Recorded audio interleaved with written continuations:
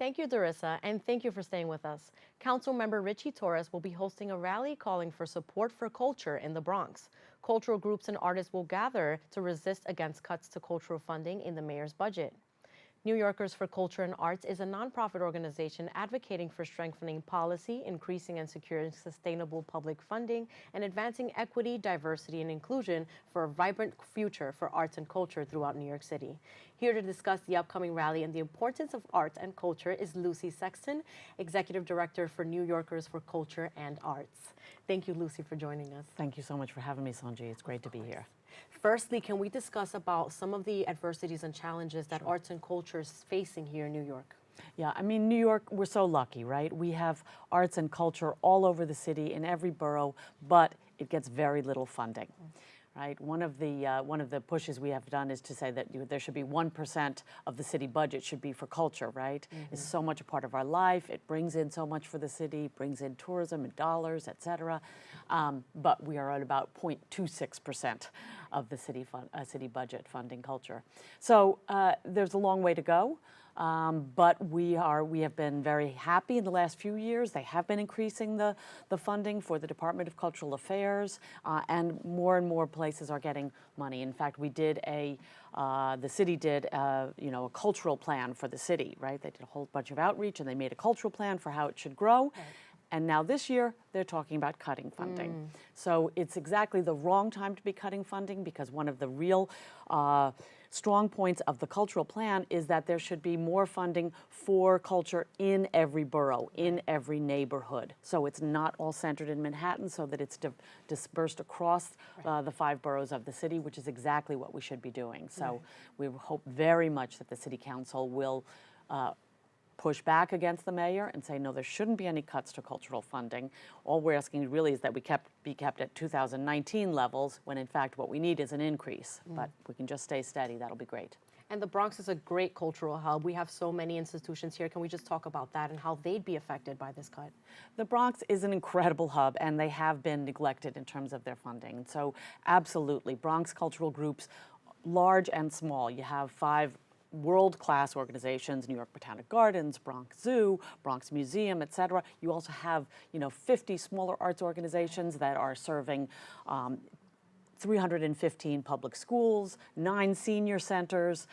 You have dance organizations like Bronx Academy for Arts and Dance, which does incredible work, gets people from all over the city going up to Westchester Avenue and seeing what they have going on there. You have Highbridge Voices and Renaissance Youth Center, which is doing so much work with young people, getting them involved in music programs, getting them involved in dance programs, in different kinds of arts and expression programs, because it has been proven that if you get young people involved in arts and culture, they stay in school, they go on to college, they have much better outcomes, much better self-esteem, they stay out of the criminal justice system. It's incredible work that these organizations are doing. One of the organizations I've worked with quite a bit is the Hunts Point Alliance for Children, which does terrific work with kids, middle schoolers and high schoolers, getting them to stay in school, et cetera. Their gateway program is the Hunts Point Shakespeare Ensemble for middle schoolers. I just went to see them perform at the Public Theater down in Manhattan. These, 6th, 7th, 8th graders did an incredible production of The Tempest. And it's terrific. And we had a great visit with Councilmember Salamanca last spring when it came budget season. And he never knew that this program was getting these kids. And he kept saying, well, where are you guys from? They're like, Hunts Point. These terrific kids at Hunts Point who are doing, incredible work. They're talented, they're engaged, of course they are. So it's just a matter of making sure we fund those programs and making sure that they aren't cut and that they get the resources that they need to do the work that they're doing, which is so important. So now, Lucy, before we talk about the upcoming rally, there was one last week. Can you tell us more about that one? Yeah. Councilman Jimmy von Bramer is from Queens, and he is the chair of the City Council Committee on Cultural Affairs. And so he hosted a rally at City Hall, which we put together and worked on with him. And we drew cultural groups from all over the city came. We all gathered on the steps of City Hall. There was a performance by a fantastic group of high schoolers from all over the city called Developing Artists. And we called out and said, we need to be funding the arts, and we need not to be talking about cutting culture in the city budget. So it was a terrific rally, got a lot of attention, and hopefully we can build some momentum. And then I'm so thrilled that Councilmember Richie Torres, who is such a leader on so many fronts, is hosting a cultural rally, one of the first ones in my memory, up here in the Bronx. Yes. You know, which is exactly correct. It's what all the city council members should be doing, saying, you know, it's not just the centers, not just City Hall, it's not just Manhattan. It's important that it's happening up in the Bronx. It's important that it's happening in Staten Island and out in Queens and in Brooklyn. So I'm really grateful to Councilmember Torres for hosting this rally for culture here in the Bronx next Monday, June 3rd. Yes. So we're still waiting on the location. Exact location. It'll be Monday morning, June 3rd. We already have a number of cultural groups committed to attend. Bronx Documentary Center, also down in Hutts Point, does incredible work with photography and young people and getting them involved in photography and film and media. And Bronx Academy for Arts and Dance will be there. Hopefully we'll get some dancing done. That will be good. And you can just check my website, and we will have the location confirmed in the next day or so. And my website is ny4ca.org.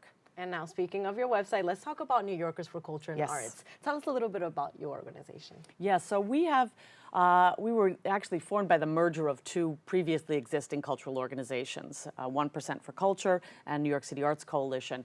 And so a year ago, I came on board and said, okay, what about if we had a true coalition of small groups, large institutions, organizations, small, including artists, including, you know, the parents of kids who are involved in these arts program. We made a coalition of everybody across the 5 boroughs, right? We have 1,500 arts and culture groups across the 5 boroughs. So a true coalition so that we can make our voice heard.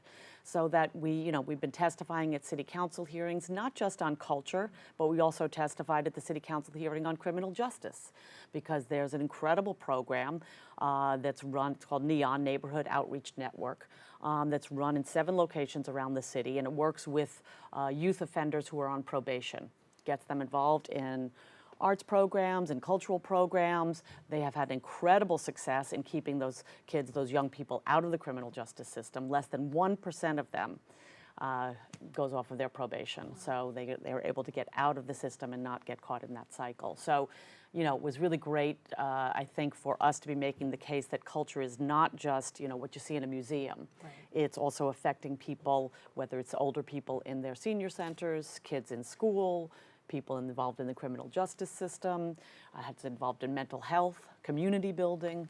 So it's really an important part of our civic life here in the city, and we really hope that we can make that case. Wonderful work you're doing there, Thank you. Lucy. Thank you so much for coming here today and telling us about the upcoming rally. Like we said earlier, visit the website in order to find out the location. It's still tentative, but it will be occurring on Monday, June 3rd. Yes, and Councilman Torres will be hosting it, so turn up. Thank you, Lucy. Thanks so much, Sonyi. For more information on the New Yorkers for Culture and Arts, visit ny4ca.org. The rally to support Bronx culture, hosted by Councilmember Richie Torres, will be taking place on Monday morning on June 3rd. Stay tuned for more Open right after this.